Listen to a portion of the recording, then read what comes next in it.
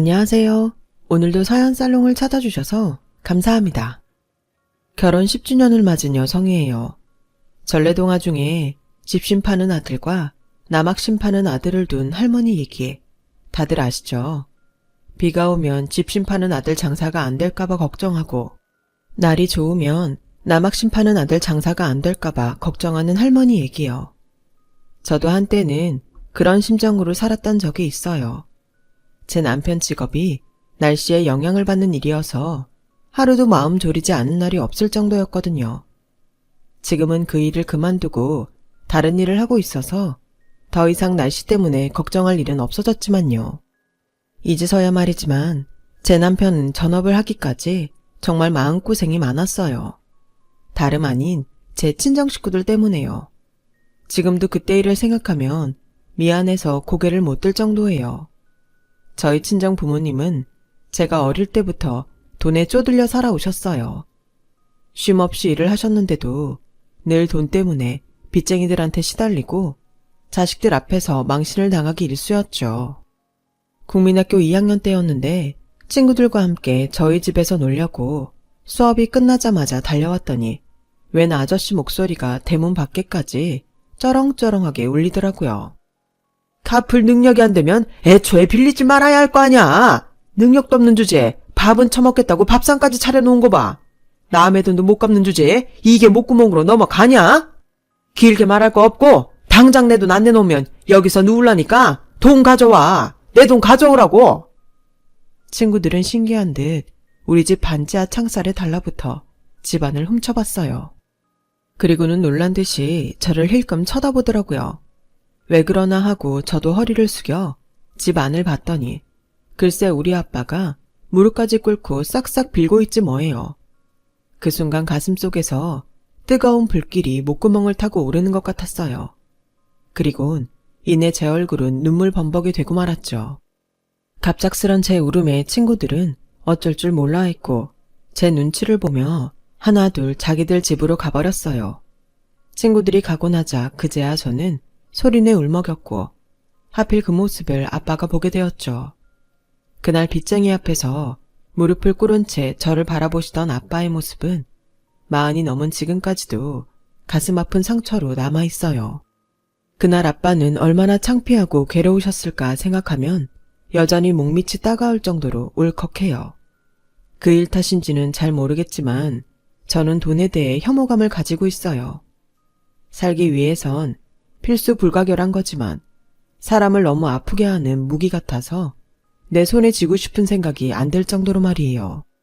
반면에 제 여동생은 가난했던 어린 시절로 인해 돈에 대한 애착이 강해졌다고 하더라고요. 돈이 없으니까 사람들한테 무시당하고 대접 못 받는 거야. 솔직히 돈만 있어봐. 후줄근한 추리링을 입고 명품관에 가도 점원 애들이 알아서 낄걸? 돈 써주는데 안 그러겠냐고. 암튼 사람은 돈이 있고 볼 일이야. 난 우리 집이 엄청 부자였으면 좋겠어. 아무도 무시 못하게 떵떵거리고 살게. 이런 동생의 소원은 아빠가 친척분 도움으로 이태원에서 옷장사를 시작하면서 조금씩 실현되어 갔어요. 제게는 오촌 당숙인 그분은 외국에서 의류를 수입하는 분이셨는데 제품을 판매할 수 있는 정식 라이센스가 없음에도 몰래 개별 수입해 들여와 이태원 가게에 숨겨놓고 팔았어요. 그 장사가 돈은 됐지만 단속에 여러 번 걸리는 바람에 실형을 받게 됐고 더는 장사를 할 수 없게 된 거예요. 그래서 자신은 해외에서 사입만 하고 장사는 저희 아빠한테 맡기게 된 거죠. 수입 정품만 팔아도 돈이 되지만 거기에 가짜 상표까지 단 짝퉁 물건도 만들어 팔면 수입이 서너 배는 된다는 말에 아빠는 위험을 감수하고 가품 장사까지 시작하셨어요. 덕분에 반년도 채 안 돼 빚도 다 갚고 얼마 뒤에는 산통내를 벗어나 번듯한 연립주택으로 이사까지 할 수 있었죠. 하지만 어디까지나 불법적인 일이라서 떳떳할 수는 없었어요. 언젠가 아빠랑 포장마차에서 소주를 마셨는데 그때 아빠가 그러시더라고요. 아빠가 돈 때문에 남 앞에서 무릎 꿇고 빌던 날 마음속으로 약속했다. 앞으론 가난해서 내 새끼 눈에 눈물 뽑을 일은 없을 거라고. 이태원에서 장사할 때 솔직히 너무 싫었지만 그래도 남의 손가락질 안 받고 내 새끼들 먹이고 입힐 수 있어서 버틸 수 있었어. 아빠는 양심을 팔아 가난을 벗어난 것에 창피함은 느끼셨지만 그래도 그때로 다시 돌아간다 해도 똑같은 결정을 할 것 같다고 하시더군요. 돈이 웬수라고 하면서 말이죠. 가품 장사를 하면서 아빠는 경찰서에 몇 번 가셨었는데요. 가품을 팔다 단속반에 걸리면 초범인 경우 양이 적으면 훈방 조치로 끝나지만 재범인 경우부터는 가차 없었어요. 단속에 걸리면 일단 물건도 뺏기고 서에 끌려가서 조서도 쓰고 벌금까지 내야 하는데요. 이후에도 또 걸리면 그땐 실형까지도 받게 돼서 아빠는 늘 살얼음판을 걷는 심정으로 장사를 해야 했어요. 결국 아빠는 단속에 여러 번 걸려 더는 가게를 운영할 수 없는 처지가 됐고 그러던 차에 동대문 도매시장에 자리가 나서 본격적으로 도매 장사를 시작하게 되었어요. 예전엔 옷 도매시장이 남대문을 중심으로 활성화됐었는데 90년대 중후반으로 넘어가면서 동대문으로 옷 상권이 넘어갔거든요. 저희 집은 동대문 시장에 터를 잡고 옷 도매를 시작한 경우였어요. 가품을 만들던 공장을 가지고 있던 터라 물량도 충분히 뽑을 수 있어서 가게는 금방 자리를 잡았어요. 주로 만들어 팔던 옷은 나염 반팔티에 맨투맨 티셔츠, 폴로풍 체크 남방인데 거기에 구제 리바이스와 랭글러 청바지를 매치해서 팔았죠. 당시에 유행하던 얼터너티브 록그룹 너바나의 커트 코베인 스타일이라고 할까요? 암튼 우리 가게 옷은 날개 돋친 듯 팔려나갔어요. 그때부터는 아빠가 옷 공장을 맡고 엄마가 도매 판매를 맡아서 했어요. 한창 동대문 쇼핑몰이 인기를 끌면서 저희 집은 한몫 단단히 잡게 되었죠. 하지만 2000년 후반기로 들어서면서 동대문 쇼핑몰도 사양길에 접어들었고 저희 부모님 가게도 마찬가지였어요. 쉴 새 없이 돌아가던 아빠 공장은 신상보다 창고에 쌓이는 재고가 더 많아졌고 미싱사 이모님들도 하나 둘 공장을 떠나게 되었어요. 동대문 시장 옷은 유행에 민감해서 브랜드 제품과 달리 시즌을 더 나눠서 신상을 자주 뽑아내는 시스템이라 재고가 기하급수적으로 늘었어요. 이렇게 창고에 묵히다가는 제값은커녕 무게를 달아 헐값에 팔 판이었죠. 그래서 보다 못한 저랑 동생은 재고를 팔아 용돈벌이라도 할 요량으로 한창 유행하던 인터넷의 쇼핑몰을 열었는데 이게 신의 한 수가 되었지 뭐예요. 쇼핑몰에 올릴 제품 사진은 사진과에 다니던 제가 찍었고 키 크고 늘씬한 동생이 직접 피팅 모델에 나섰어요. 오픈한 지 한 달 보름 만에 창고에 있던 재고를 다 팔아치우고 아빠한테 부탁해 미싱사 이모님들을 다시 모으게 했어요. 그렇게 아빠 공장에서 제품을 뽑아서 본격적으로 쇼핑몰 장사에 나섰죠. 처음엔 반신반의하며 지켜만 보던 엄마도 우리 자매가 올린 첫 달 매출을 보시더니 팔 걷어붙이고 제품 포장에 나서주셔서 따로 인건비 나가는 것 없이 우리 식구끼리 쇼핑몰 운영을 할 수 있었어요. 그쯤 되자 엄마는 계약서를 쓰자고 닥달을 하시더라고요. 세상에 공짜가 어딨니? 아빠 거랑 내 목 제대로 쳐줘. 안 그랬단 봐라. 당장 파업이야. 이제 옷장사는 끝이구나 하던 순간 제2의 전성기를 맞게 되자 엄마는 신이 나서 어쩔 줄 몰라 하셨어요. 일이 하도 많아져서 휴학까지 하고 쇼핑몰 사업에 뛰어든 지 몇 년이 지나자 동생과 저는 각각 자기 소유의 빌라 한 채 값을 벌 수 있었어요.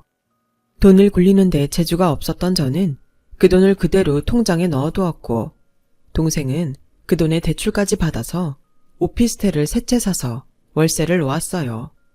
쇼핑몰 매출이 좋아서 은행 대출금도 금방 갚더라고요. 동생은 기왕 하는 거 액세서리랑 구두, 가방도 판매하자며 사업 확장에 열을 올리기 시작했어요. 하지만 저는 그때 당시 복학을 꿈꾸고 있었기 때문에 쇼핑몰 일을 등한시하게 되었고 그 일로 동생과 많이 싸우게 되었어요. 언니, 물 들어올 때 노저울 했다고. 이제 돈 좀 벌렸는데 왜 이렇게 느슨하게 굴어? 언니는 돈 벌기 싫어? 그게 아니라 나 이제 제품 사진 그만 찍고 내 작품 사진 하고 싶어. 그래서 다음 학기에 복학할까 생각 중이야. 안 그래도 너한테 얘기하려고 했는데 차라리 잘 됐다. 쇼핑몰은 내가 맡아서 하고 난 여기서 빠지고 싶은데 안 될까? 동생은 나중에 후회해도 소용없다며 지금 나가면 다시 안 받아준다고 으름장을 놓았지만 저는 끝내 복학을 선택했어요. 그동안 쉬는 날도 없이 강행군을 해서 그런지 일을 그만두니 묵직하던 어깨가 풀리는 게 그렇게 편할 수가 없더라고요. 그렇게 저는 학교로 돌아갔지만 몇 년 동안 제품 사진만 찍다 보니 제 사진이 많이 변질돼서 교수님께 욕만 엄청 먹고 말았어요. 게다가 나이 어린 과 친구들 작품이 어찌나 좋은지 실습을 할 때마다 제 자신이 너무 초라해지더라고요. 자존감이 바닥을 치던 그때 제게 다시 카메라를 잡게 해준 사람은 다름 아닌 남편이었어요. 남편은 저보다 2살 아래 후배였는데 군대에 다녀온 뒤 복학해서 저랑 같은 학년에 다니고 있었어요. 남편은 입학할 때 사진과 수석을 했을 정도로 실력을 인정받던 학생이었는데 입학과 동시에 영화에 빠지는 바람에 사진 작업보다는 영상 작업에 관심이 많은 사진과 이단하였죠. 남편과 저는 같은 과 학생들보다 나이가 많아서 늘 겉돌곤 했는데 어차피 그럴 바엔 굳이 동생들 노는데 끼어들지 말고 우리끼리 재미있게 놀아보자는 생각으로 같은 과 학생들과 은근히 떨어져 노는 은따가 되었어요. 촬영도 늘 같이 다니고 공모전도 같이 도전하고 밥도 늘 둘이 먹었죠. 3년 내내 그렇게 붙어 다니다 보니 옆에 없으면 허전할 정도였어요. 지금 생각해도 남편이 없었다면 남은 학기를 어떻게 다녔을지 생각만 해도 아찔하네요. 하지만 늘 같이 붙어 다니던 우리도 졸업을 앞두고는 서로 다른 진로를 선택하게 되었어요. 저는 은행에 넣어뒀던 돈으로 스튜디오를 열었고 남편은 본격적으로 영화 공부를 하겠다며 영화 아카데미에 들어갔어요. 비록 분야는 달랐지만 서로의 분야를 인정하고 있었기 때문에 여전히 절친한 관계를 유지할 수 있었죠. 하지만 그때까지만 해도 여전히 남사친 여사친일 뿐 그 이상도 그 이하도 아닌 관계였어요. 그러다 서로를 이성으로 바라보게 된 건 남편이 사고로 손을 크게 다치면서였어요. 아카데미 동기들과 단편 영화를 찍다가 발을 헛디뎌 넘어지게 됐고 그 와중에 떨어지는 카메라를 잡으려고 손을 뻗다가 철판에 손등을 맞고 말았어요. 하필 신경을 건드려서 3차례나 수술을 받았지만 수전증이 생겨서 카메라를 잡기 힘들어진 거예요. 인생의 절반을 카메라만 잡고 살던 사람이 그걸 못하게 되자 마치 세상 다 산 사람처럼 의기소침해지고 의욕이 사라지더라고요. 그래서 일부러 촬영 보조라도 하라고 제 스튜디오로 불러냈죠. 카메라를 못 잡아도 여전히 사진을 만질 수 있다는 걸 알려주려고요. 처음엔 안 내켜 하더니 막상 촬영이 시작되니까 시키지 않아도 스스로 조명도 잡아주고 보정 작업까지 척척 해내더라고요. 한 일주일 그렇게 지내다 보니 자기도 마냥 손 놓고 있을 수 없다는 생각이 들었는지 처음보다 많이 적극적으로 움직이기 시작했어요. 그리고 제가 없는 동안에 카메라 잡는 연습도 하는 것 같더라고요. 아무래도 동영상이 아닌 스틸컷이라 그런지 트라이포트에 걸고 하는 작업은 무리 없이 진행할 정도가 되었고 조금씩 욕심을 내며 다시 카메라를 손에 쥐게 되었어요. 그 무렵 저도 스튜디오 사정이 그리 좋은 편은 아니라서 그만 졌고 다른 일을 알아볼까 했었거든요.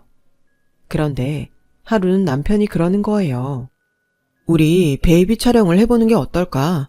스튜디오 촬영도 하고 야외 촬영도 하면 사람들 반응이 꽤 괜찮을 것 같은데 말이야. 엄마들이 애들 100일 돌 촬영은 괜찮은 스튜디오에서 찍고 싶어 하잖아. 일종의 틈새 시장이다 생각하고 한번 도전해보자. 스튜디오는 살려야지. 사실 그때까지는 제가 배가 덜 고파서 그랬는지 썩 내키지는 않았어요. 하지만 쇼핑몰 하면서 번 돈 거의 다 까먹고 스튜디오 월세까지 밀리는 상황이 되자 더는 안 되겠다 싶어 울며 겨자 먹기로 베이비 촬영을 강행하기로 했어요. 와, 진짜 힘들더라고요. 아기들 기분 띄우느라 나이트에서도 안 추던 막춤을 추고 아기들 환심을 사느라 알록달록한 옷을 입고 삐에로처럼 흔들며 셔터를 누르는데 땀을 바가지로 흘리며 촬영을 마치면 그대로 소파에 쓰러지기 일쑤였어요. 저와 달리 남편은 힘든 줄도 모르고 신나게 셔터를 누르는데 마치 제 옷을 입은 사람처럼 펄펄 날았죠. 솔직히 남편 덕분에 스튜디오를 살렸다고 해도 과언이 아니었어요. 덕분에 월세 걱정이 없어지자 남편은 내친 김에 프로필 사진과 커플 스냅 사진 촬영도 하자고 했고 샘플 사진을 뽑기 위해 우리는 가짜 커플이 됐어요. 트라이포트에 카메라를 걸어놓고 손 안에 리모컨을 숨겨들곤 마치 다른 사람이 찍어준 사진처럼 페이크 커플 사진을 완성했죠. 사진은 꽤 그럴듯했어요. 그런데 다 찍은 사진을 보니 서로를 향한 눈빛이 마치 진짜 연인들처럼 다정하고 따뜻해서 내심 놀랐죠. 남편도 저와 같은 생각이었는지 지나가는 말처럼 그러더군요. 우리 꽤 잘 어울리네. 이것도 기념인데 지갑에 한 장씩 넣어 다닐까? 장난처럼 한 남편의 그 말에 왠지 설렜고 못 이기는 척 사진을 받아들곤 지갑에 넣었어요. 남사스럽긴 하지만 우리 둘이 찍은 커플 사진을 스튜디오 홈페이지에 올리고 전단지도 만들자 남편 예상대로 손님들이 꽤 들더라고요. 정적인 사진이 아니라 스냅 사진이라 사람들 반응은 더 좋았어요. 아무래도 표정이 자연스러우니까요. 남편 덕분에 스튜디오도 자리를 잡아가고 그러는 사이 우리 둘 관계도 친구를 넘어선 연인으로 발전해 있었어요. 그리고 프로포즈도 없이 결혼이 기정사실화되었고요. 우리에겐 너무도 자연스러웠던 결혼 과정이 우리 집 식구들한테는 갑작스런 일이었던 모양이에요. 특히 엄마가 많이 당황하시더라고요. 아니, 사귀는 남자가 있다는 말도 못 들었는데 결혼을 하겠다고? 그래, 뭐 하는 사람인데? 연봉은 얼마나 된다니? 집은? 사람 얼굴도 보기 전에 직업과 재산이 얼마나 있는지만 관심을 갖던 엄마는 내 스튜디오에서 함께 일하고 있다는 말에 혀를 차셨어요. 더 볼 것도 없다시면서요. 그건 제 동생도 마찬가지였죠. 그나마 다행인 건 아빠는 제 편을 들어주셨다는 거예요. 아직 어떤 사람인지 보지도 않고 거절부터 할 생각이야. 그러지 말고 한번 만나보자고. 우리 딸이 좋다는데 궁금하잖아. 그래, 집에는 언제 데리고 올 거니? 아빠 덕분에 우리 부모님께 인사를 드리게 된 남편은 평소와 달리 꽤 긴장한 모습이었지만 그래도 진지하게 얘기를 이어나갔고 그런 진중한 모습을 아빠는 마음에 들어 하셨어요. 하지만 엄마는 끝까지 반대였어요. 사람 좋아봤자 소용없다. 남자는 자고로 능력이 있어야지. 네 동생 봐라. 요즘 만나는 남자가 대학병원 정형외과 레지던트란다. 너도 알지? 정형외과 의사들 돈 잘 버는 거. 그런데 언니가 돼서 넌 고작 네 가게 직원을 데려와? 세상에, 동생 보기 창피하지 않아? 네가 그렇게 죽고 못 산다니 나도 더는 반대 안 한다만 똑똑히 알아둬. 나중에 사니 못 사니 투정했다간 그땐 가만 안 둘 줄 알아? 엄마는 끝까지 독설을 내뱉으며 마지못해 결혼을 허락해 주셨어요. 저희 시댁은 강원도 원주에 있는데 시골 부모님 모두 농사를 지으시는 분들이라 농번기를 피해 결혼식 날짜를 잡았는데 엄마는 이것 때문에 또 한 번 난리를 치셨죠. 남편 능력이 안 되면 시부모 덕이라도 봐야 되는데 농부가 웬 말이냐고요. 그 일로 남편은 저희 엄마한테 또다시 모진 말을 들어야 했지만 용케 참아주었어요. 하지만 말 그대로 그 순간을 참은 거지 마음에서 지웠던 건 아니었죠. 결혼식을 올리고도 우리는 신혼여행을 떠날 수 없었어요. 스튜디오에 예약이 밀려서 좀처럼 시간을 뺄 수가 없었거든요. 솔직히 그 와중에 결혼식까지 치른 것만도 기적이었죠. 당시 스튜디오 안쪽에 생활 공간을 꾸며서 살던 우리는 열심히 벌어 지상으로 올라가자는 꿈을 키우고 있었어요. 그리고 그날은 눈 앞까지 온 상태였어요. 결혼 후 1년 만에 드디어 우리는 전셋집 보증금을 다 모을 수 있었고 싸게 나온 전셋집을 계약했어요. 집주인이 외국에 사는 사람이라 위임받은 부동산 중개사와 계약을 하게 되었죠. 인테리어 공사까지 다 돼 있는 데다 빌트인 가전제품과 가구도 꽤 들어있어서 말 그대로 몸만 들어가면 되는 그런 집이었어요. 저희처럼 간신히 전세 보증금만 가진 사람들한텐 더없이 좋은 집이었죠. 그렇게 첫 신혼집을 꾸밀 생각에 잔뜩 부풀어 있던 저희는 잔금을 치르고 막 이사를 하려던 그 순간 청천벽력 같은 소리를 듣게 되었어요. 네? 전세를 놓은 적 없다고요? 저희가 분명히 부동산 중개사랑 직접 계약서까지 썼는걸요. 아, 글쎄, 난 그쪽이랑 계약한 사실도 없고 부동산 중개사란 사람도 만난 적 없어요. 따질 거면 부동산 가서 따지고 당장 내 집에서 나가줘요. 내가 인테리어 공사 맡겼지? 언제 집 세놓겠다 그랬어. 웃겨 정말. 알고 보니 부동산 중개사라던 사람은 사기꾼이었고 우리는 피 같은 전세금을 한순간에 날리고 말았어요.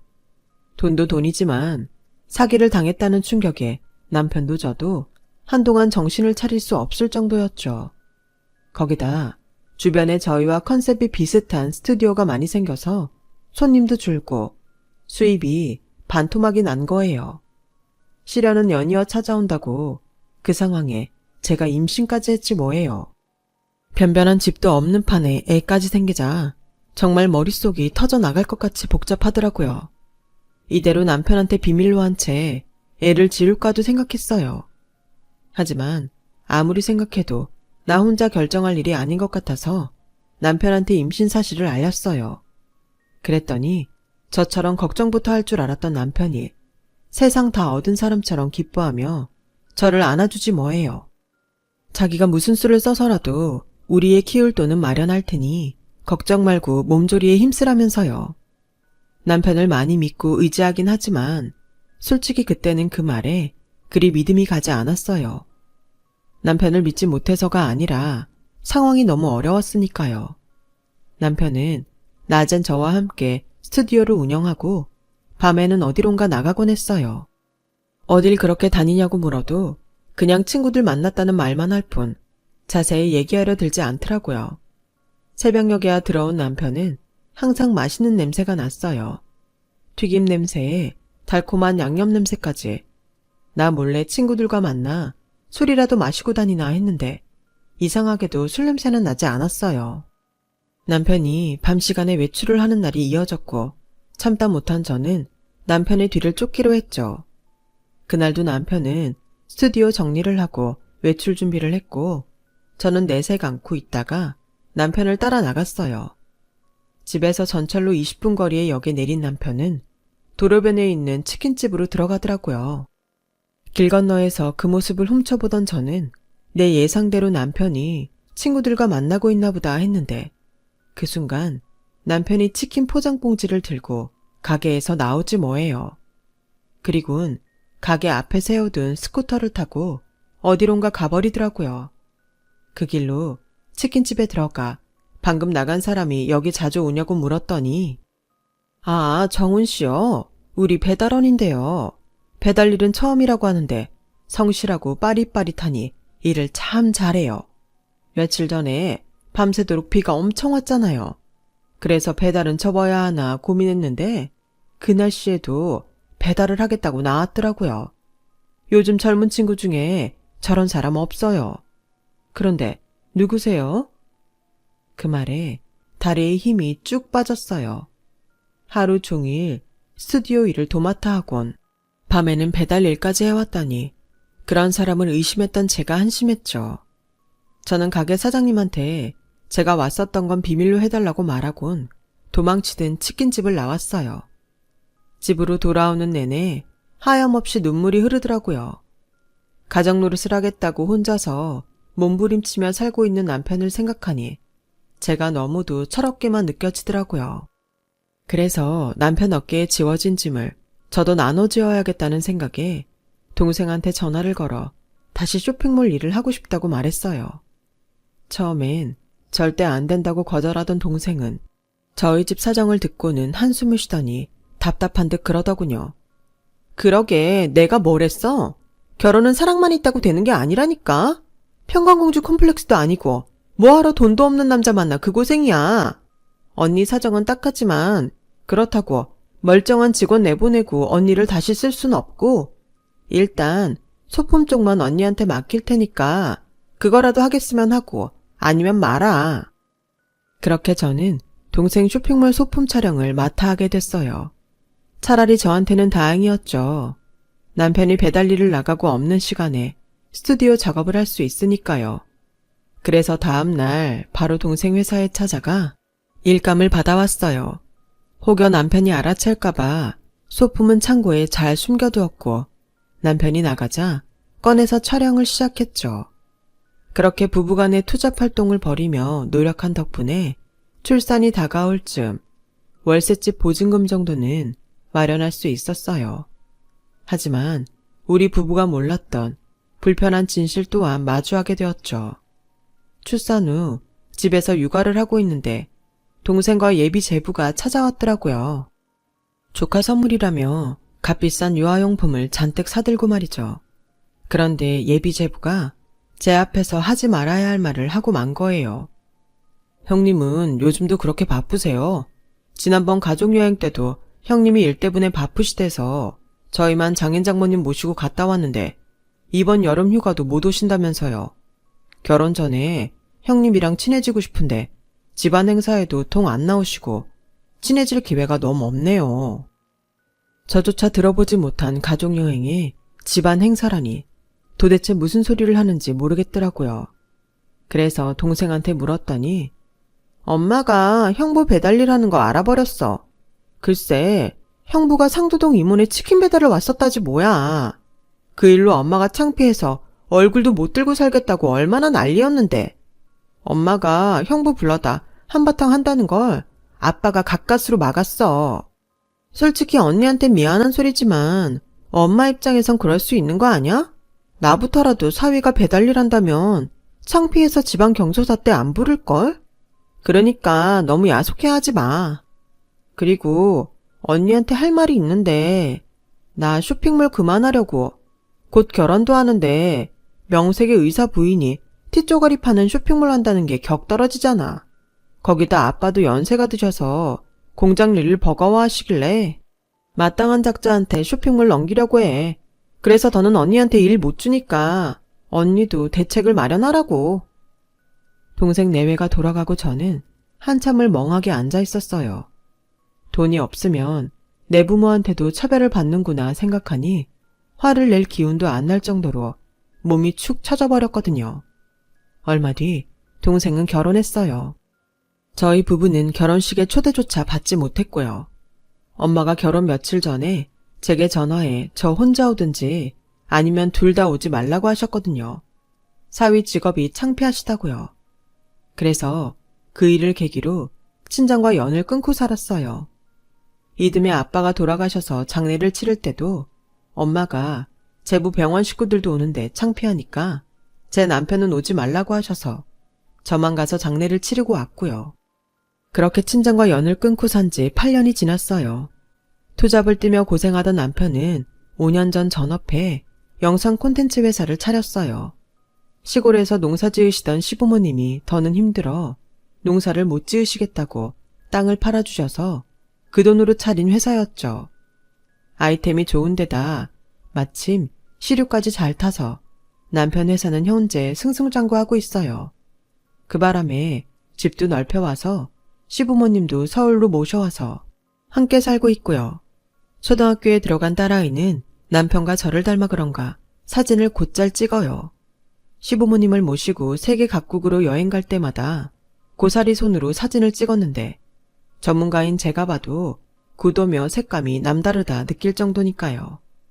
그래서 집안 곳곳에 아이가 찍은 사진들을 붙여놨어요.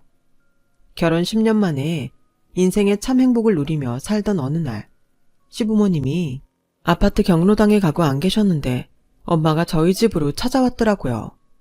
그 사이 많이 늙은 엄마는 까랑까랑 하던 목소리도 많이 묻어졌더라고요. 엄마는 다짜고짜 자기 좀 도와달라고 그러시며 제 손을 잡았어요.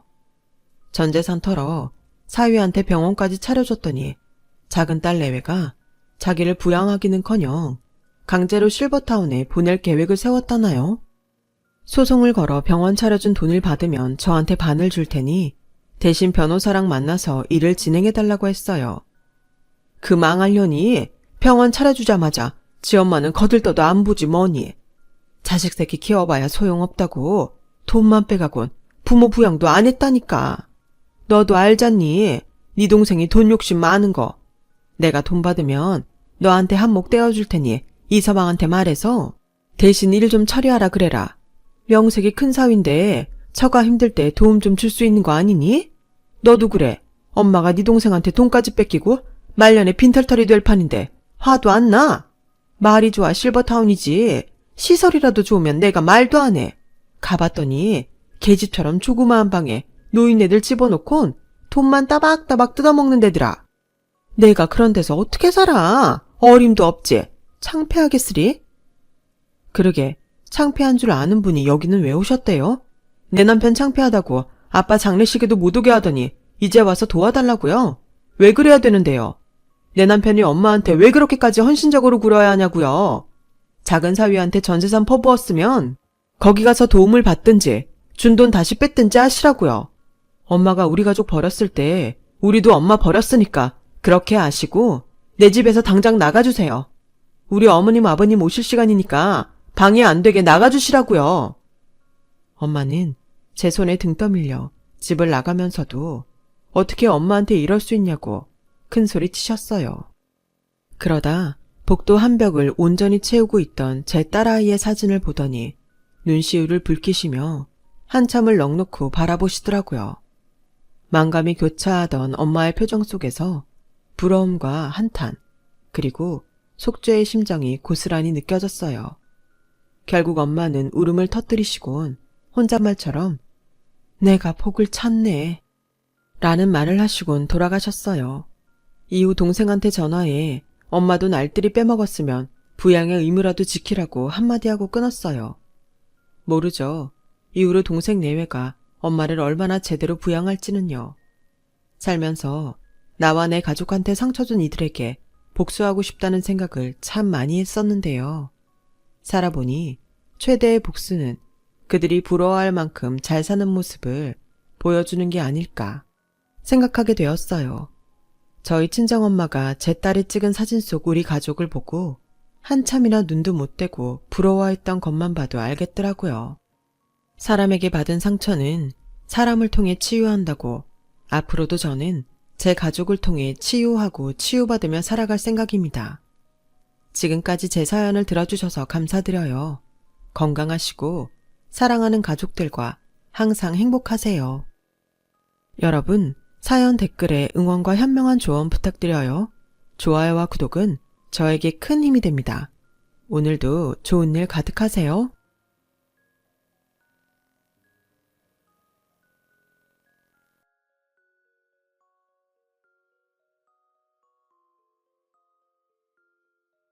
안녕하세요. 오늘도 사연살롱을 찾아주셔서 감사합니다. 60대 중반의 여성입니다. 제 입으로 내 자신을 여성이라고 소개하려니 기분이 참 묘하네요. 21의 시집와 이날이 때까지 누구누구의 아내, 누구누구의 엄마로 살아왔고 요즘은 손주 녀석이 할머니로 불리고 살다 보니 제 자신이 여자라는 사실조차 잊고 살았습니다. 어쩌면 어느 순간부터 여자로서의 내 삶은 내 것이 아니라는 생각을 했는지도 모르겠네요. 부모복 없는 사람은 남편복도 없다고 하죠. 제가 바로 그런 더러운 팔자를 타고난 것 같아요.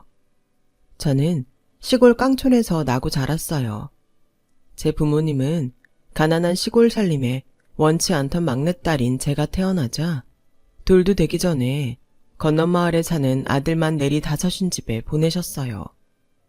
딸 없는 집에 시집갔으니 사랑도 많이 받고 자랐겠다 생각하겠지만 실상은 그 집 식모로 갔다고 봐도 무방할 겁니다. 학교도 안 보내고 집안 살림을 시킬 정도로 고약한 사람들이었거든요. 그러다 동네 성당에 새로 부임한 젊은 신부님이 한 달가량 집에 찾아와서 설득을 하신 끝에 남들처럼 학교에 갈 수 있었습니다. 하지만 학교에 보내준 대신 잠자는 시간을 줄여 집안일을 해야 했죠. 몸은 고되지만 그래도 신부님이 사주신 공책과 연필을 가지고 학교에 가는 게 그렇게 좋을 수가 없었어요. 그래서 공부도 열심히 했죠. 하지만 중학교 졸업을 얼마 앞두고 신부님이 다른 교구로 떠나게 되면서 제 학업은 멈추게 되었어요. 학교 대신 공장에 나가 돈을 벌어야 했죠. 제가 21살에 이른 결혼을 했던 것도 지긋지긋한 집에서 하루라도 빨리 탈출하고 싶어서였어요. 그런데 그 결정이 오히려 제 발목을 잡을 줄 누가 알았겠어요. 남편은 아내와 사별하고 외아들을 홀로 키우고 있었는데 양조장을 해서 돈이 꽤 있는 부모 덕분에 변변한 직장 없이도 먹고 살 걱정 않고 사는 사람이었어요. 저를 키워주신 양부모님들은 돈 있는 집에 저를 시집보내 덕을 좀 보려고 결혼을 서두르셨어요. 세간의 사위권 평판이 안 좋다는 걸 알면서도 말이죠. 남편은 결혼식 날부터 제게 손찌검을 해댔고 결혼기간 내내 집에 돈 한 푼 벌어다 주지 않았어요. 거기다 여자 문제로 저를 힘들게 했죠. 두 집 살림을 하며 기껏해야 한 달에 한두 번 집에 들어오던 남편은 저에게 좋은 남편은 아니었어요. 집을 뛰쳐나가고 싶다는 생각을 하루에도 12번은 했지만 홀로 남겨진 아이를 생각하면 불쌍해서 도저히 그럴 수 없었어요. 비록 내 배로 낳지는 않았어도 저를 엄마라고 부르며 따르는 아이를 어떻게 버리고 가겠어요. 말 그대로 애 때문에 참고 살았죠. 다행히 아들은 제 아빠와는 달리 제게 살갑게 굴었어요. 엄마 사랑을 못 받고 자라서 그런가 제게 사랑을 받으려 노력하는 아이가 안쓰럽고 애처로울 정도로요.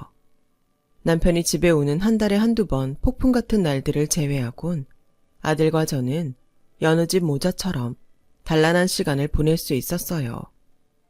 비록 시댁에서 생활비를 보내주시긴 했지만 평생 그렇게 살 수는 없을 것 같아서 저는 집에 일거리를 가져다 부업을 하게 되었어요. 부업이라고 해봐야 나물 뜯어다 말리고 양말 포장이며 봉투 붙이는 소일거리에 불과했지만 그렇게라도 돈을 모아 비상금을 만들어야겠다는 생각을 했거든요. 당시 노름에 빠져있던 남편이 시댁 문전 옥답을 곶감 빼먹듯 하나 둘 팔아먹는 걸 보며 위기를 느꼈거든요. 아니나 다를까 제가 시집 온 지 5년도 안 돼서 남편은 그 많던 시댁 재산을 싸그리 거덜내고 말았고 그동안 시댁에서 먼저 받던 생활비는 뚝 끊어주고 말았어요. 거기다 아들 자식 때문에 하루아침에 길바닥에 나앉게 된 시부모님까지 제가 부양하게 되었죠. 아버님은 화병으로 쓰러지셔서 이듬해 세상을 떠나셨고 어머님은 현실을 받아들이지 못한 채 여전히 있는 집 마나님 행세를 하며 없는 살림을 깎아먹고 사셨어요. 어머님, 이 옷감은 다 뭐예요? 이 비싼 걸 어디서 가져오셨어요? 철이 바뀌었으니 새 옷을 좀 만들어 입어야 하지 않겠니? 대놓고 옷감 받아 쓰는 집에서 특별히 외상으로 사온 거다. 너도 한번 만져봐라. 이게 일제 실크라는데 감촉이 얼마나 좋은지 몰라. 내일 당장 양장점에 들러서 투피스 좀 해 입어야겠다. 애미 너도 한번 해주랴? 어머님, 저희 형편에 일제 실크가 웬 말이에요. 이리 주세요. 제가 가서 무르고 올게요. 당장 먹고 살 돈도 없는데 이런 데 쓸 돈이 어딨다고 매번 이러세요. 제발 정신 좀 차리세요, 어머님. 애 육성 회비도 못 내서 쩔쩔매는 거 아시면서 어쩜 이러시냐고요. 저 정말 힘들어요, 어머님. 서러운 마음에 눈물까지 뽑고 나면 그때는 조금 정신을 차리시는 것 같았어요. 하지만 얼마 지나지 않아 가게에서 외상 과일이며 고기를 떼어 오시곤 나 몰라라 하기 일쑤였죠.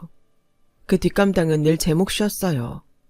소일거리로 버는 돈으로는 턱없이 부족해서 아이를 어머니께 맡기고 파출 일도 나가고 식당 일도 나가며 하루 벌어 하루 사는 생활을 했어요. 그러던 어느 날이었어요. 일을 마치고 지친 몸으로 집에 돌아왔더니 남편이 와 있더군요. 어머님은 어디서 났는지 고깃국까지 끓여서 남편한테 먹이고 있었어요. 남편은 딱 봐도 노름판에서 몇 날 며칠을 뭉개다 온 사람 티가 났어요. 덥수룩한 수염에 와이셔츠 칼하며 손목 시접에 때가 잔뜩 끼어 있었죠.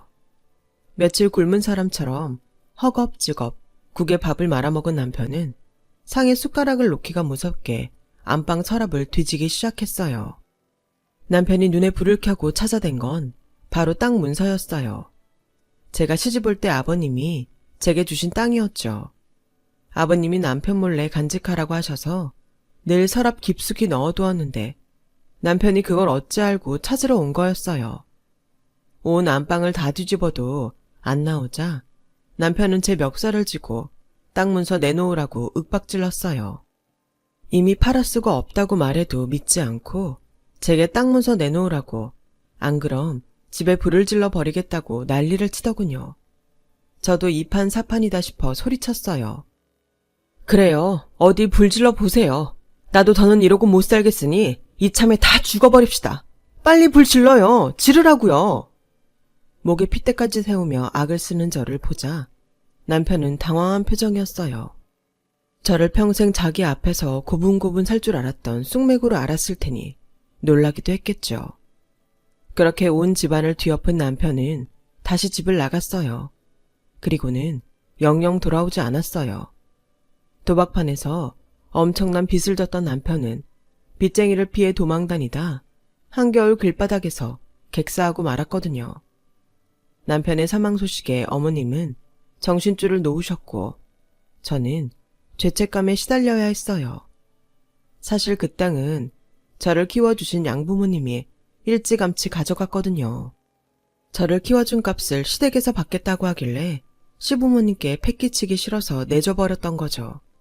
이후 다시는 저나 시댁에 찾아오지 않겠다는 약속을 받고 말이에요. 그 사실을 몰랐던 남편은 땅을 팔아 도박 빚을 갚으려 했던 것 같아요. 그런데 남편이 그렇게 죽고 보니 어떻게든 땅 문서를 지키고 있었다면 그이가 그렇게 죽지는 않았을 거란 생각에 괴로웠어요. 하지만 누구한테도 이 얘기를 할 수 없었어요. 어머님도 아들도 저를 원망할 거란 생각에 겁이 났거든요. 그래서 입을 다물기로 했어요. 아들의 죽음으로 정신줄을 놓은 어머님은 한시도 눈을 뗄 수 없을 정도로 상태가 안 좋았어요. 그런 어머님을 두고 밖에 나가 일을 하는 건 도저히 안 되겠더라고요. 그래서 고심 끝에 이럴 바엔 차라리 집에서 장사를 하자 싶었어요. 아들이 오전에 학교에 가서 저녁 밥 시간이 돼서야 돌아오니 그 사이에 집에서 음식을 만들어 팔면 어떨까 생각한 거죠. 그렇다고 얼마나 팔릴지도 모르는데 음식을 양껏 해둘 수도 없어서 그때그때 끓여 팔 수 있는 칼국수와 수제비를 팔기로 했어요. 텃밭에서 배추를 뽑아다가 겉 이파리는 된장을 풀어 배추국을 끓여 먹고 알맹이로는 겉절이를 묻혀서 내었어요. 길가도 아니고 주택가에 연 가게라 손님이 찾아올지도 미지수였죠. 그렇다고 간판이라도 크고 번듯하게 건 것도 아니었으니까요. 그저 나무판에 칼국수 수제비라고 써서 대문 앞에 세워둔 게 다였거든요. 처음엔 여기가 식당 맞냐고 호기심에 찾아온 손님이 대부분이었는데 근처 집 짓는 공사판 인부들이 몇 번 찾아왔다가 입소문을 내줘서 이후로 공사판 인부들이 끊이지 않았어요. 거기다 동네 분들도 소문을 듣고 찾아와 주셔서 다행히 허탕치는 날 없이 장사를 할 수 있었답니다. 지금 생각해도 어설프기 짝이 없는 저희 집을 찾아준 분들한테 고마운 마음뿐이네요. 처음 시작은 혼자 둘 수 없는 어머님 때문이었는데 어머님이 돌아가시고도 장사를 그만둘 수는 없었어요. 아들 녀석 대학도 보내야 했고 이후엔 장가도 보내야 해서 제가 손을 놓을 수가 없었거든요. 그래서 일하는 사람까지 써가며 억척떨며 장사를 했어요. 그 덕에 남의 손 안 빌리고 서울에 집도 한 칸 마련해서 아들 자식 장가도 보냈으니 성공한 셈이었죠. 아들 장가만 보내면 그때부턴 일 좀 줄이고 살 수 있겠다 했는데 어찌된 일인지 돈 나갈 구멍은 더 커졌지 뭐예요. 며느리가 임신했다길래 며느리한테 전화 걸어 아가 뭐 갖고 싶은 거 있냐? 뭐든 하나 해줄 테니 말해보렴. 이랬더니 마치 기다렸다는 듯이 바로 어머님, 저 태교 여행 보내주세요. 이러지 않겠어요? 저는 태교 여행이 뭔지 몰랐던지라 태교 여행은 어디로 가는 거냐고 물었더니 이러지 뭡니까? 어머님이 형편이 되시면 괌으로 보내주시면 좋고요. 정 안 되겠다시면 싼 맛에 제주도라도 가야죠 뭐. 다 어머님 손주를 위한 건데 어머님이 돈 아끼시겠다고 아무데나 보내시지는 않을 거라고 믿어요. 어머님, 저 어디로 보내주실 거예요? 지금껏 제주도는커녕 부산 해운대도 한 번 못 가본 제게 며느리는 아직 태어나지도 않은 손주를 앞세워 여행을 보내달라고 하더군요. 전화를 끊고 제 가게에서 일하는 젊은 애엄마한테 태교 여행이 뭐냐고 물었더니 자기도 그런 건 안 가봐서 잘 모르겠지만 젊은 엄마들 사이에 임신 중에 태교한다는 핑계로 여행을 가는 사람이 덜어 있다고 하더군요. 여행이란 게 어디로 얼마나 갔느냐에 따라 비용이 다르지 않겠어요? 며느님은 얼마나 가 있을 거래요? 짜게 간다고 해도 수백만 원은 좋게 들걸요? 제주도로 간다고 해도 돈이 적게 들지는 않을 것 같은데 아주머니가 그 돈 다 대주시게요? 젊은 엄마 말 맞다나 여행사에 전화해 알아보니 태교 여행에 수백만 원에서 수천만 원대까지 든다고 하더라고요. 자동차 한 대 값을 주고 여행을 간다니 저로서는 이해가 안 가는 일이었지만 며느리도 그렇고 아들놈도 대놓고 바라는 눈치라 안 해줄 수가 없었어요. 거기다 아들놈은 한술 더 떠서 지도 회사에 휴가를 내고 따라가겠다고 하는 통에 비용은 곱절로 들어서 총 1,000만 원이나 보내주게 되었어요. 지 새끼 잘 되라고 여행 간다는데 좋게 보내주자 싶어서 더는 말 않고 돈을 보내주었더니 다녀와서는 선물도 하나 안 사오더라고요. 엄마, 미안. 이 사람이 입덧이 심해서 쇼핑을 나갈 수가 있어야지. 사람들 많은 데는 냄새나서 못 간대서 리조트에서만 있다 왔거든. 사실 선물이라고 해봐야 냉장고에 붙이는 마그네틱이 고작일 텐데 엄마는 그런 거 필요 없잖아. 애초에 선물을 바랬던 건 아니지만 아들 녀석 말에 내심 서운했어요.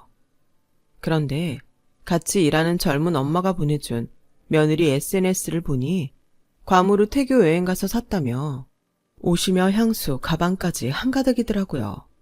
거기다 지 친정 엄마 선물까지 잔뜩 사온 걸 보니 기분이 안 좋더라고요. 내 돈으로 지들 실속만 차린 게 못내 얄밉고 야속해서요. 이런 제 모습을 보고 젊은 엄마는 원래 딸들은 엄마를 잘 챙겨도 아들은 안 그러더라며 위로를 했지만 그 말이 좀처럼 위로로 들리지 않았어요. 이게 다 아들과 내가 피 한 방울 안 섞인 남이라서 그런 게 아닐까 하는 생각만 들 뿐이었죠. 어차피 지난 일 야속해하면 뭐하나 싶어서 잊고 지내고 있었는데 이번엔 손주 녀석이 태어나면 산후조리를 해야지 하는데 지 장모는 일 때문에 바빠서 못 봐준다고 산후조리원에 들어가야 한다지 뭐예요. 그것도 자리가 없어서 포기하고 있다가 갑자기 자리가 나서 당장 돈을 보내야 한다고 맡겨놓은 돈 받아가듯 500만 원을 보내라고 하더군요. 뭐가 그리 비싸냐고 물었더니 2주치 기본 비용에 산모 마사지와 영양제, 그 밖에 프리미엄 코스를 추가했더니 그렇게 됐다고 했어요. 정 돈 주기 싫으면 엄마가 직접 와서 산후조리를 해주던가. 근데 엄마가 2주나 장사 쉴 수 있어? 2주 벌어들이는 수입 생각하면 그게 그걸 텐데 괜히 엄마까지 고생할 필요 없이 돈으로 보내주는 게 낫지. 다 엄마 생각해서 하는 소리야.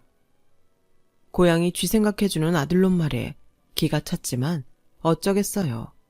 자식한테 못 이기는 척 할밖에요. 그래서 보내주었죠.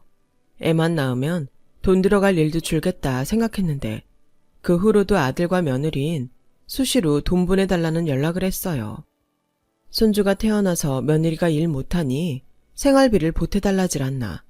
손주 녀석 영어 유치원에 보낸다고 유치원비를 보내달라질 않나. 하다 나중엔 영어 캠프까지 보내달라며 늙은 애미 등골이 휘어지게 뽑아가더군요. 이러다가는 끝도 없겠다 싶었어요. 그러던 와중에 30년 가까이 밀가루 반죽을 해대며 식당 일을 하느라 손에 류마티스 관절이 심해져서 더는 일을 할 수가 없게 되었지 뭐예요. 그래, 아들 녀석한테 엄마가 일을 할 수 없어서 가게 문을 닫았다고 했더니 펄펄 뛰면서 그럼 자기 아들 유학비는 어쩌냐며 남의 집 파출이라도 나가서 돈 벌라고 닥달하다군요.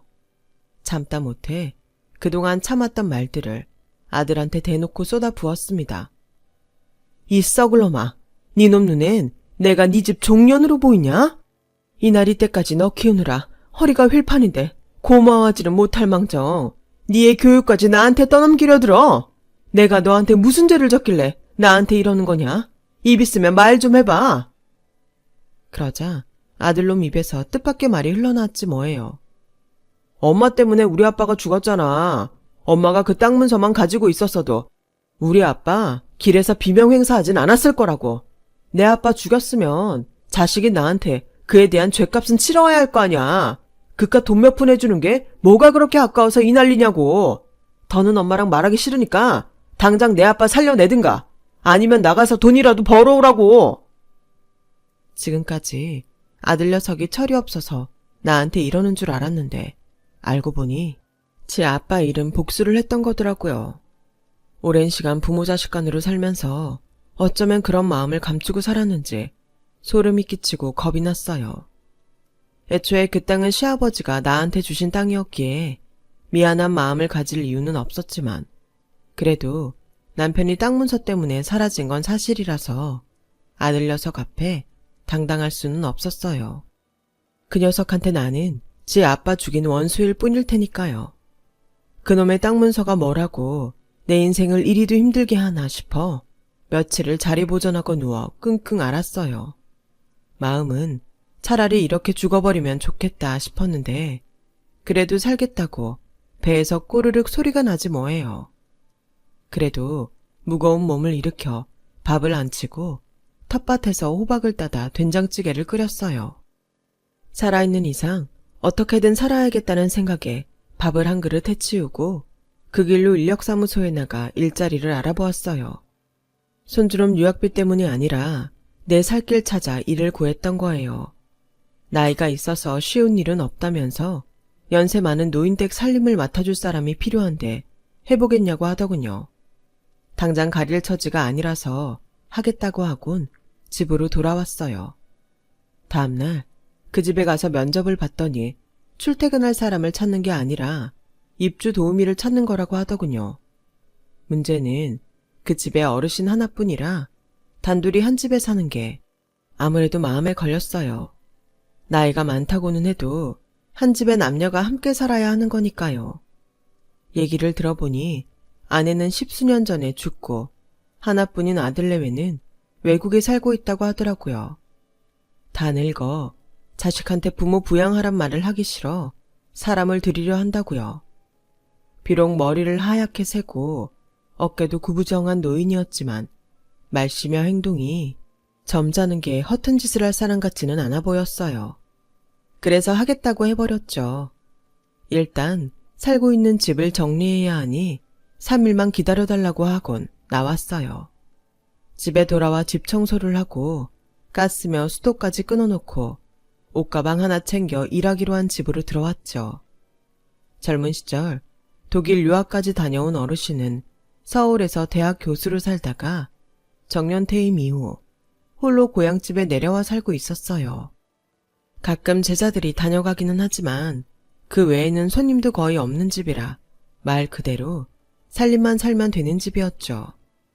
어차피 나 혼자 살아도 하루 세끼 밥은 해먹어야 되는데 거기에 숟가락 하나 더 올린다 생각하면 일도 아니었어요. 집을 어지르는 사람도 없으니 집 청소도 어려울 게 없었고요. 그 집 어른은 발걸음도 조용한 분으로 식사 후에는 홍차를 마시며 서재에서 책을 읽곤 했어요. 날씨가 좋으면 마당에 나가 산책을 하거나 낡은 LP판을 틀고 창밖 풍경을 바라보며 클래식 음악을 듣는 게 낙인 사람이었죠.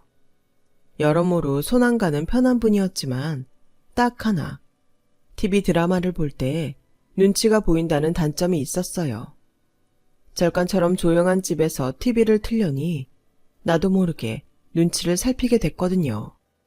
집에 가서 TV를 가져올까 몇 번을 고민할 정도였죠. 그날도 들릴동 말동 소리를 낮춰 일일 드라마를 보고 있는데 그날따라 재미있는 장면이 많이 나와서 나도 모르게 깔깔대며 웃었지 뭐예요. 한참을 웃고 쉬고를 반복하며 드라마 시청을 하고 있는데 옆에서 낮은 웃음소리가 들리더라고요. 고개를 돌려봤더니 어르신이 소파 옆에 서서 TV를 보며 피식피식 웃고 서 있었어요. 그러지 마시고 앉아서 같이 보세요. 잠시 머뭇거리던 어르신은 소파에 앉아 함께 드라마 시청을 했어요. 중간에 소리가 잘 안 들린다며 소리를 좀 키우라길래 소리까지 키우고 모처럼 제대로 드라마를 봤네요. 그날 이후 어르신과 저는 함께 드라마 시청을 하곤 했어요. 어르신은 전체 내용이 어떻게 되냐고 묻기도 하시고 그럴 때면 저는 신이 나서 내용을 설명해 드리곤 했어요. 저 애가 나쁜 년이에요. 본처를 내쫓고 안방까지 차지하고는 시부모 재산까지 털어먹으려고 저런다니까요. 아, 여자 보는 눈도 없지. 애초에 저런 걸 왜 들여가지고. 제가 드라마 내용을 설명할 때마다 어르신은 흐뭇하게 웃으셨어요. 오 여사님이 드라마 박사십니다. 안 본 내용도 기가 막히게 맞추시니 박사가 아니고 뭐겠어요. 박사는 아니고 보다 보니까 내용을 술술 만들어내겠더라고요. 드라마들이 하나같이 비슷하니까요. 나쁜 놈 벌 받고 착한 놈은 결국엔 복을 받는 내용이거든요. 우리 인생도 그러면 얼마나 좋겠어요. 그렇지 않으니 드라마에 빠져 살죠. 에휴, 박복한 팔자 드라마 보는 낙이 아니면 무슨 낙이 있을까요? 어르신이 편해져서일까요? 그날 저도 모르게 지난 세월 얘기를 주절주절 늘어놓고 말았어요.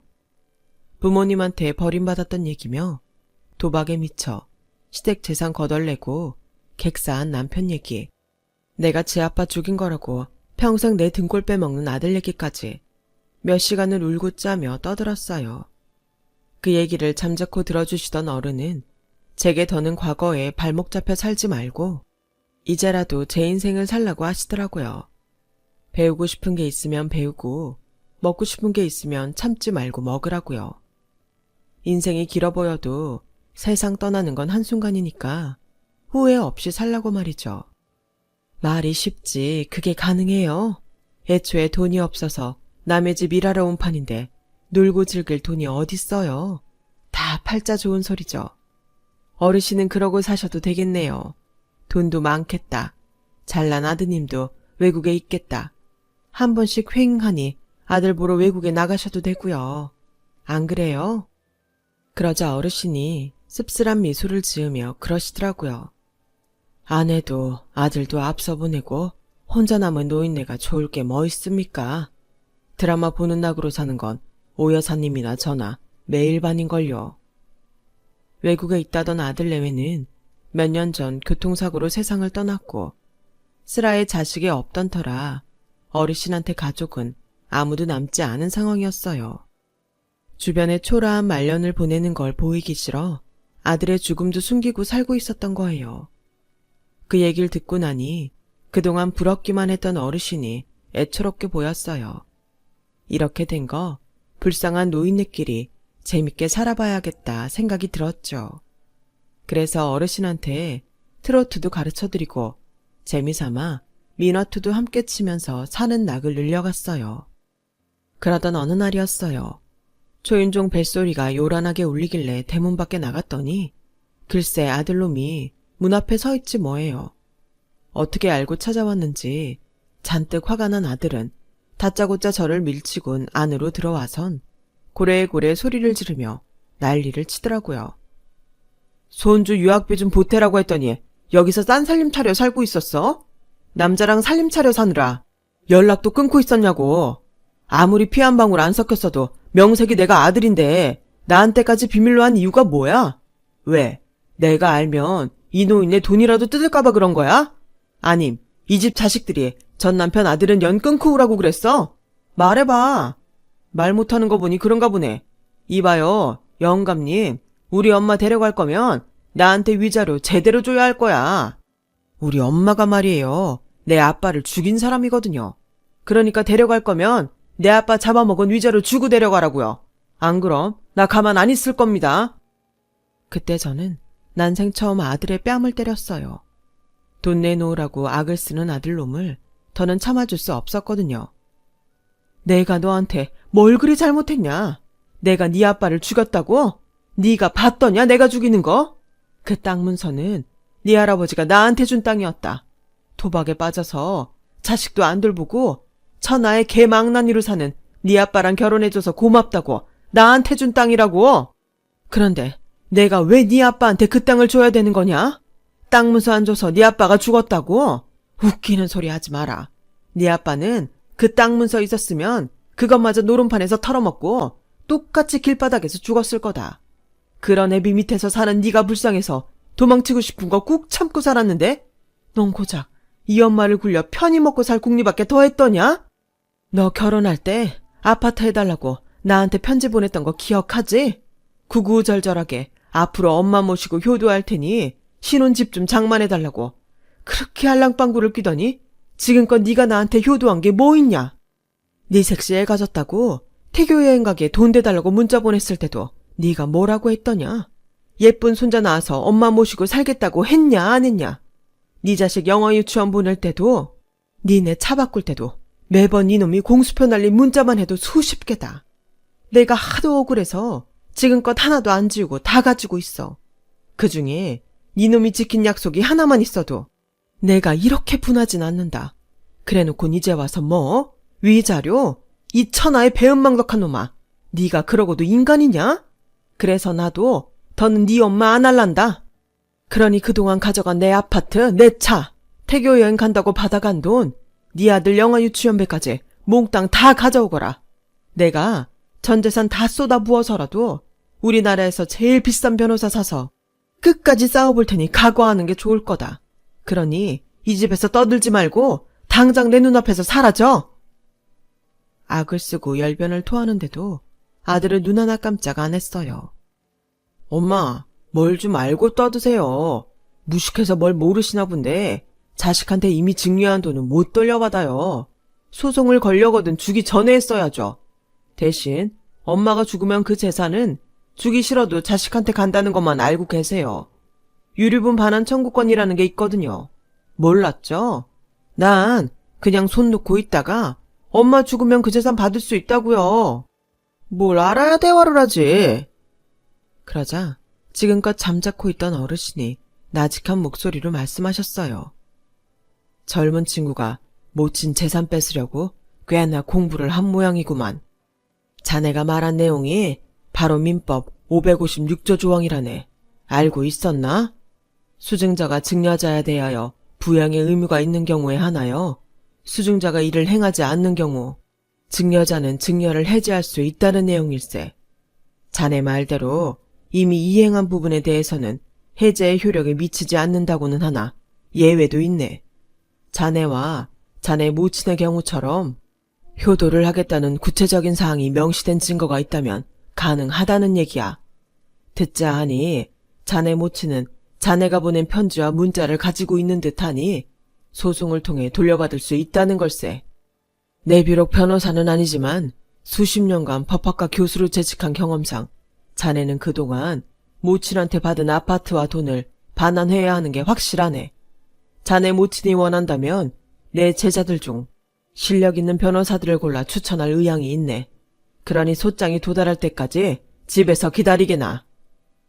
어르신의 말에 아들놈은 얼굴이 하얗게 질려서는 아무 말도 못하고 그대로 돌아갔어요.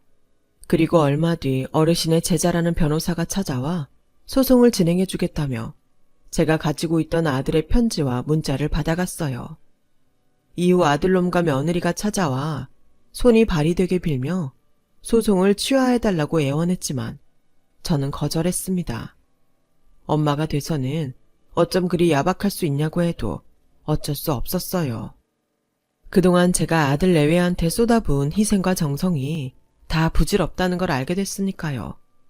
소송을 통해 다는 아니었지만 상당 금액을 돌려받은 저는 어르신 말대로 내 자신을 위해 살고 있습니다. 아들은 내가 죽으면 어차피 자기한테 돌아올 돈이라 믿고 제가 하루빨리 죽기를 바라겠지만 저는 끝까지 아들놈한테 10원 한 장 남겨줄 생각이 없습니다. 죽는 그 순간까지 깡그리 다 쓰고 갈 생각이니까요. 저는 더 이상 누구누구의 아내도 아니고 누구누구의 엄마도 아니고 누구의 할머니도 아닌 오말쑥으로 당당하게 살아갈 겁니다. 여러분도 이제부터라도 자기 자신을 아끼며 살아가시길 바랍니다. 지금까지 제 사연을 들어주셔서 감사합니다. 여러분, 사연 댓글에 응원과 현명한 조언 부탁드려요. 좋아요와 구독은 저에게 큰 힘이 됩니다. 오늘도 좋은 일 가득하세요.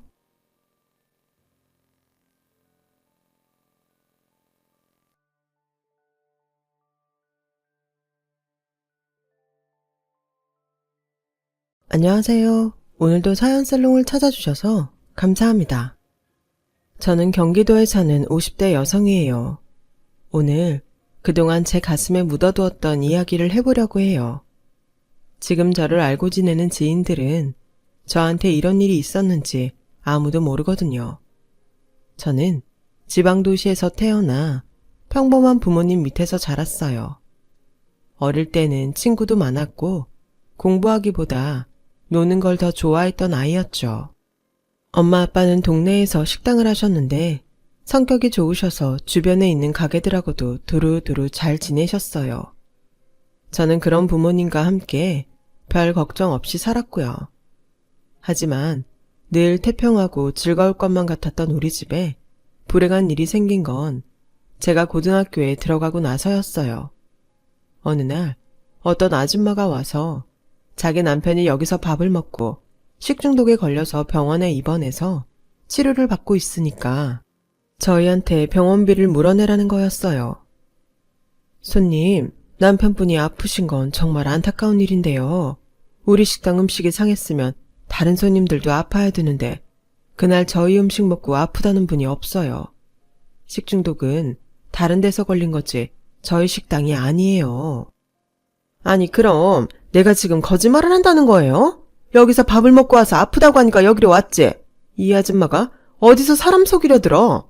내가 이런 거지 같은 식당에서 밥 먹는다고 할 때부터 무슨 병 걸릴 거라고 했는데 죽어도 내 말 안 듣고 여기가 무슨 동네 맛집이라고 와서 그렇게 처먹더니 저러고 병원에 있는데 여기서는 날 무슨 사기꾼 취급하네?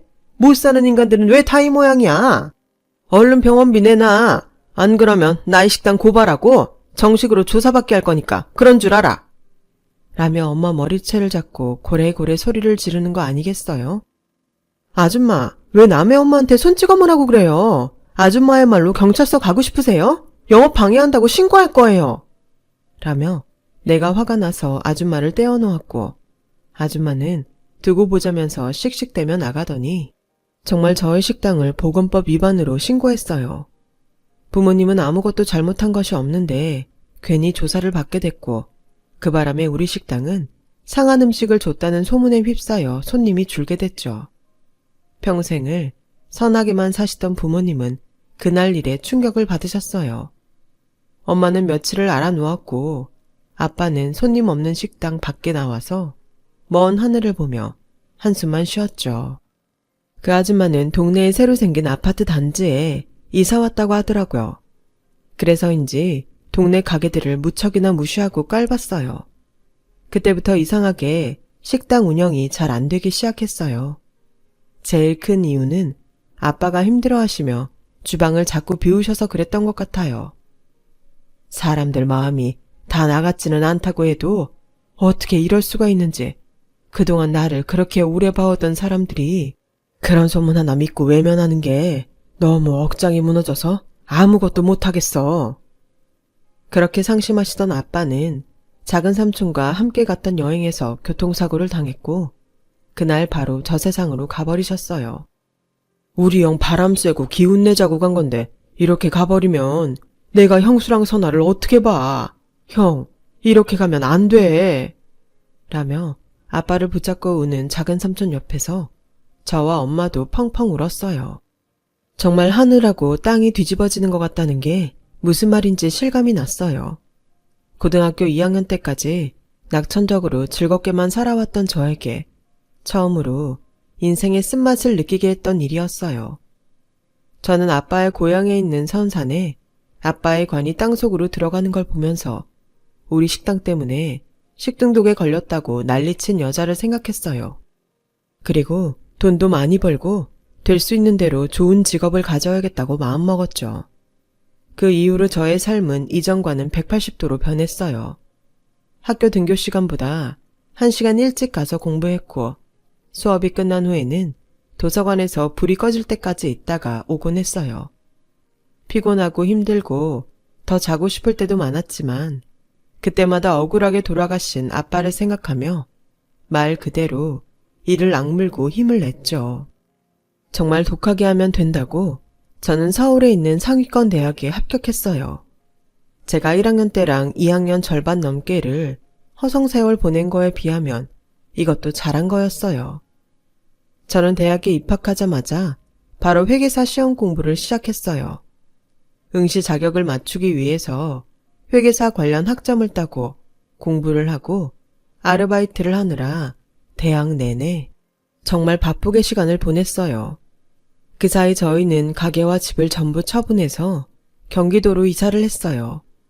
엄마는 이사한 데에서 멀지 않은 곳에 작은 가게를 얻어서 다시 식당을 하기 시작했죠. 원래 주방일은 아빠가 주로 하셨지만 엄마 음식 솜씨도 아빠 못지 않았어요. 거기다 수완도 좋은 편이어서 사람을 끌어들이는 것도 잘했어요. 엄마 가게는 작지만 점점 동네 사람들에게 입소문이 나기 시작하더군요. 엄마는 아침을 못 먹고 나가는 직장인들을 위해 오전 7시부터 장사를 했죠.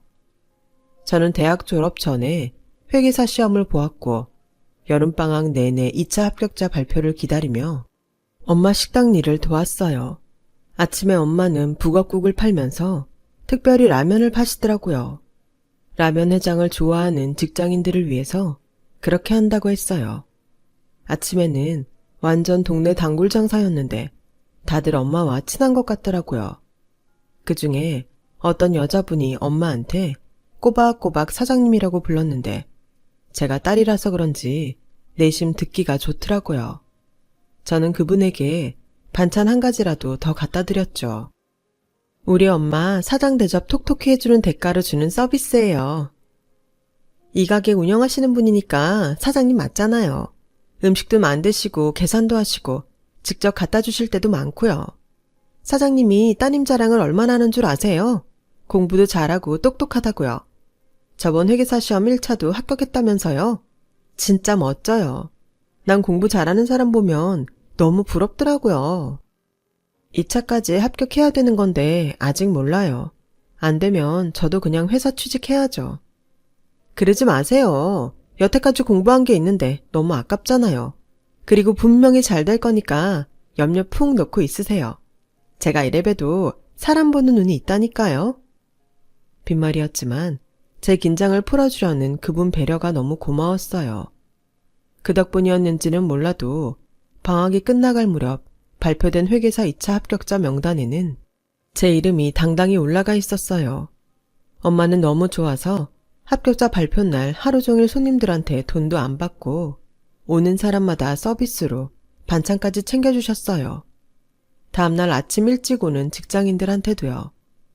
저를 격려해 주셨던 여자분은 밤에 퇴근하면서 제게 명품 지갑을 선물해 주셨어요. 이렇게 비싼 걸 제가 어떻게 받아요? 너무 고맙긴 한데 마음만 받을게요. 제가 백화점 명품 매장에 있거든요. 제가 구입할 수 있는 걸로 산 거니까 부담 갖지 마세요.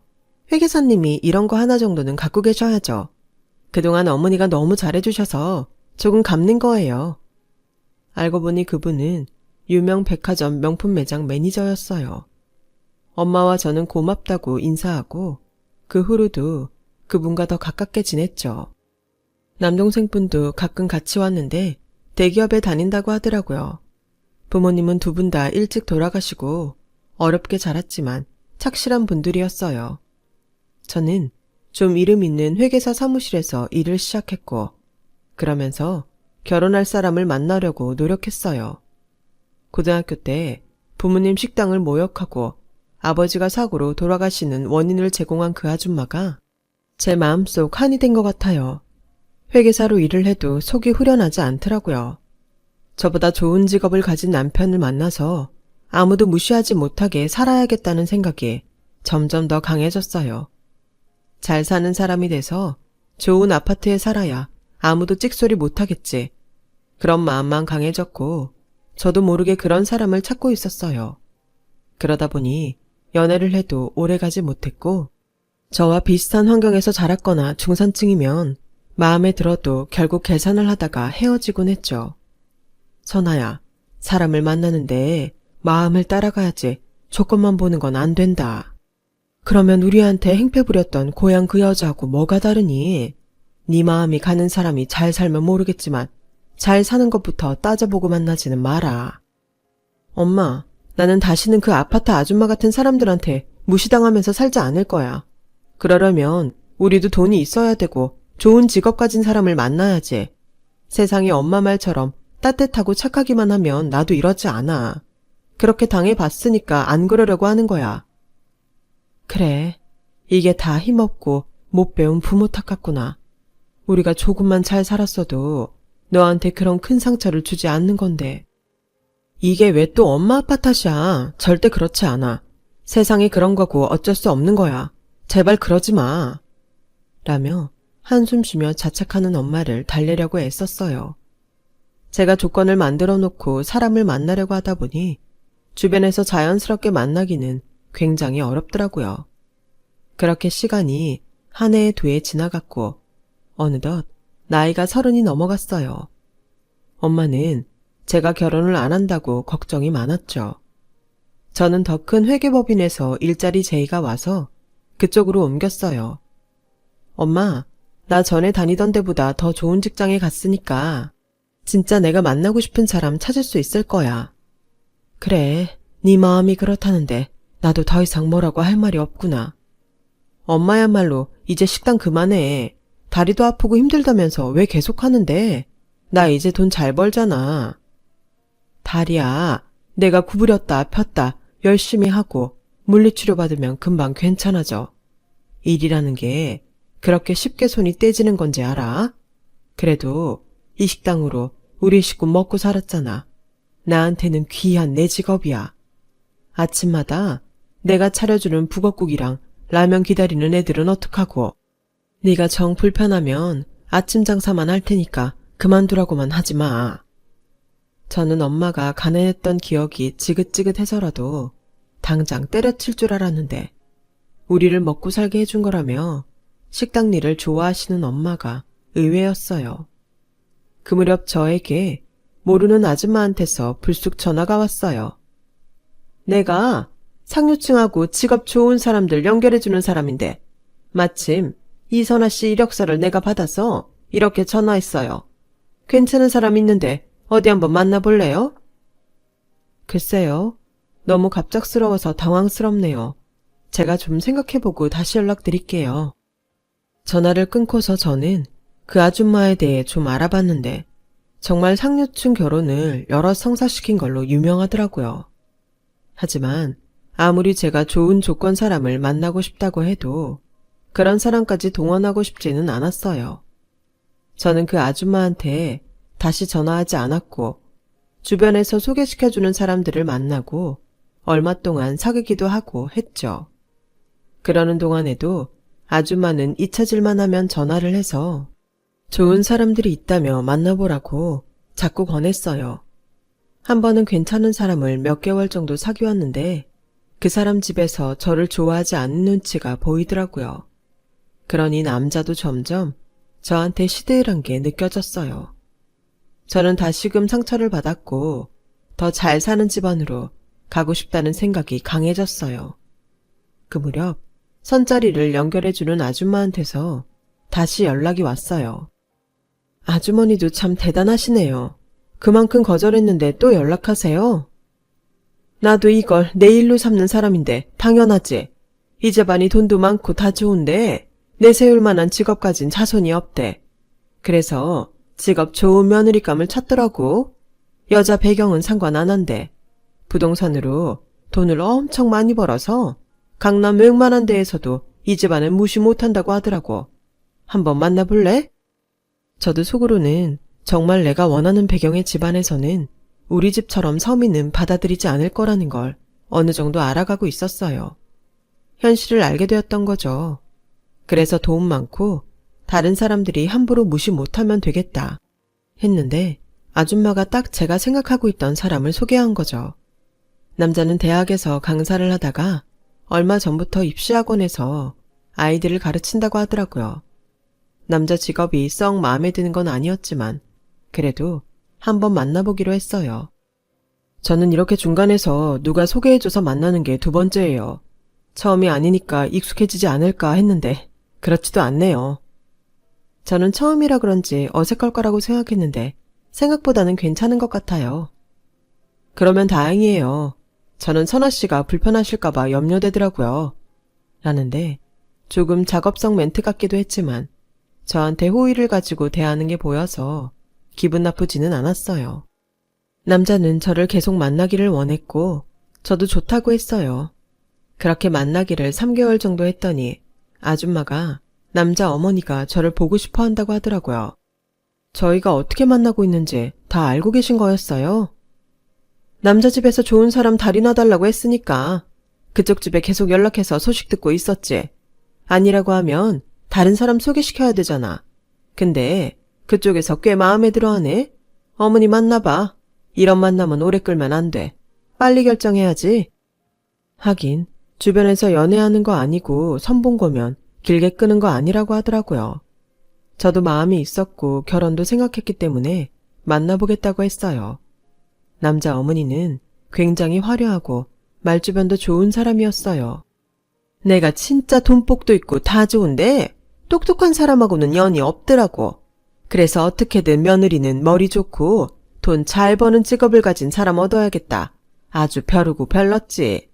그랬더니 정말 이렇게 회계사를 만나게 되네. 이름이 선아라고 했지? 선아 너도 이제 걱정 마라. 내가 사무실 차려주고 너 팍팍 밀어줄 테니까 하고 싶은 대로 다 해봐. 안 그래도 남자 어머니는 온몸을 유명한 명품들로 다 휘두르고 나왔어요. 근데 그게 좋아 보이지만은 않더라고요. 돈이 많아서 쓰고 싶은 거 쓰는 건 자유지만 너무 남들한테 보여주려고 하는 게 부담스럽게 느껴졌거든요. 저는 제가 더 이상 무시당하고 살고 싶지 않아서 높은 데 올라가고 싶었지. 이렇게 돈 많다고 자랑하듯 꾸미고 다니는 건 좀 아니다 싶었어요. 하지만 저는 더 좋은 자리가 없을지도 모른다는 생각에 마음이 조급했어요. 그래서 성격이 외향적이라서 그렇다고 좋게 받아들이려고 애를 썼죠. 몇 번을 더 만나면서 좋게 생각하며 지나가다 보니 어느새 저와 남자의 결혼은 기정사실화 되어가고 있었어요. 엄마도 집에 인사 온 남자에게 따뜻하게 잘해주셨고요. 나는 다른 거 바라는 거 없어. 우리 선아, 더는 세상에 상처받지 않게 자네가 잘 다독이며 재미있게 살았으면 좋겠네. 염려 마세요, 어머니. 제가 정말 잘하겠습니다. 엄마는 그런 남자에게 계속 고맙다고 하시는데 엄마가 저 때문에 마음고생을 하신 것 같아서 너무 미안했어요. 저희는 상견례 날짜를 잡자고 했는데 남자 어머니는 그런 거 너무 거창하게 하지 말자고 하더라고요. 겉으로 보이는 거 좋아하고 꾸미기 좋아해서 좀 의외였어요. 우리 애 아빠도 없고 니네 아버지도 없는데 그냥 가족끼리 모여서 식사한다는 느낌으로 간단히 저녁만 먹자. 네, 그건 저도 좋아요, 어머니. 엄마도 괜찮다고 하실 거예요. 저는 어머니가 섭섭하실까봐 그렇죠. 나 그런 거 가지고 섭섭해하는 사람 아니다. 그건 그렇고 주말에 시간 좀 비워라. 내가 너 머리끝부터 발끝까지 제대로 싹 옷이랑 구두 맞춰줄게. 어머니, 그런 거는 결혼하고 나서 해주셔도 돼요. 아니다. 나는 내 며느리 될 사람이 허접하게 하고 다니는 거 싫다. 누가 네 돈으로 하랬니? 내가 다 돈 낼 테니까 걱정하지 마. 제가 허접하게 하고 다닌다는 말이 마음에 걸리기는 했지만 원래 생각하고 말하는 사람이 아닌 것 같아서 그냥 받아 넘겼어요. 그리고 주말에 남자와 남자 어머니와 함께 백화점 명품 매장에 갔죠. 거기서 저는 뜻밖의 사람을 만나 너무 반가웠어요. 바로 엄마 식당 단골이고 저한테 명품 지갑을 선물해줬던 언니였어요. 저는 너무 반가워서 아는 척을 하려고 했는데 언니는 매니저답게 깍듯이 예의를 지키면서 저희를 대하더라고요. 남자 어머니는 매장에서도 온갖 물건을 다 꺼내오게 하고 좀 난리 법석을 피우는 스타일이었어요. 저한테 잘해주려고 하는 건 알겠는데 정말 결혼해도 될지 자꾸 마음에 의문이 드는 행동을 많이 하더라고요. 소파에 발을 올리고 앉기도 하고 직원들에게 명령하듯 물 가져와라, 우리 며느리 되래, 홍차 대령해라 이러는데 정말 민망했어요. 옷이고 구두고 다 필요 없다고 하고 나와버리고 싶었죠. 남자는 자기 어머니 행동이 익숙해서 그런 건지 아무렇지도 않게 옆에 앉아서 똑같이 구는데 조금 실망스럽기도 했어요. 쇼핑이 그렇게 고역인 것도 처음이었어요. 겨우 쇼핑이 끝나고 매장을 나오는데 그 언니가 끝까지 깍듯이 인사하고는 마지막에 나가는 제 손을 붙잡고 조그맣게 내가 나중에 연락할게 하는데 뭔가 굉장히 다급함이 느껴졌어요. 저는 언니가 왜 그러는지 어리둥절하기만 했죠.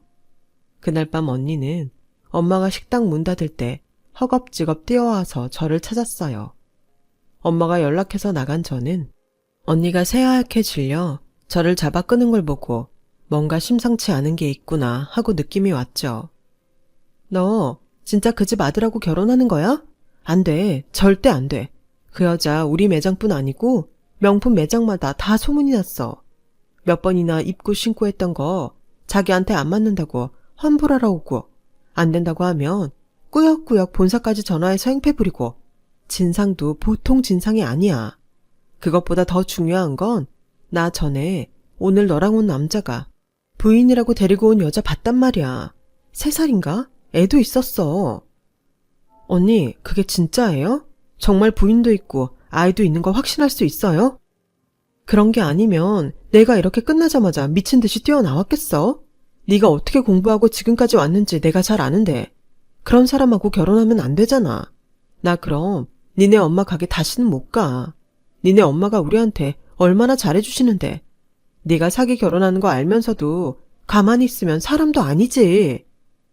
언니는 정말 쉬지 않고 한꺼번에 말을 내뱉고는 가쁘게 숨을 내쉬더라고요.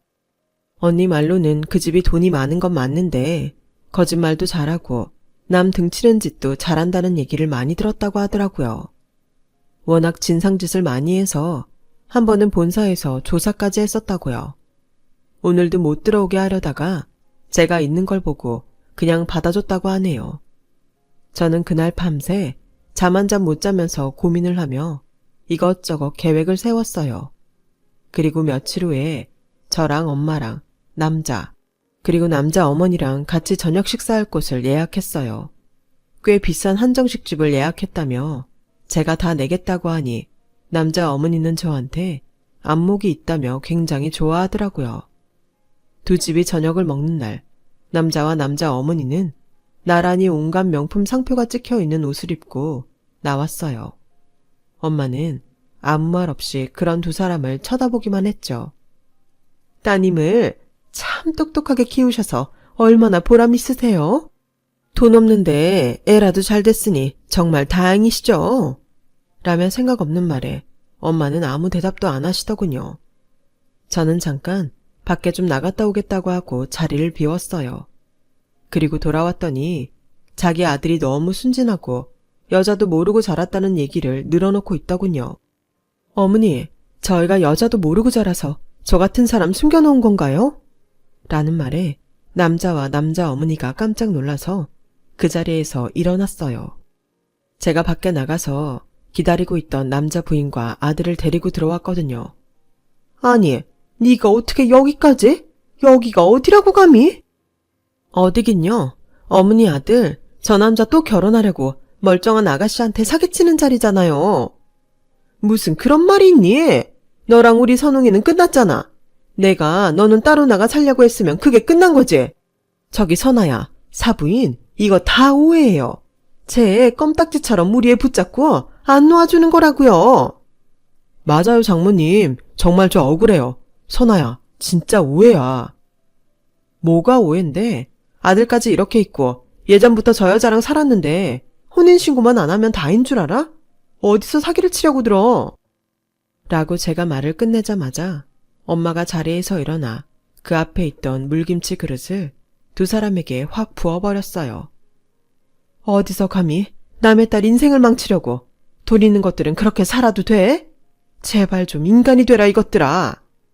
라고 소리를 버럭 질렀고 놀라서 뒤로 자빠진 남자와 남자 어머니를 두고 저와 엄마는 그 자리를 빠져나왔어요.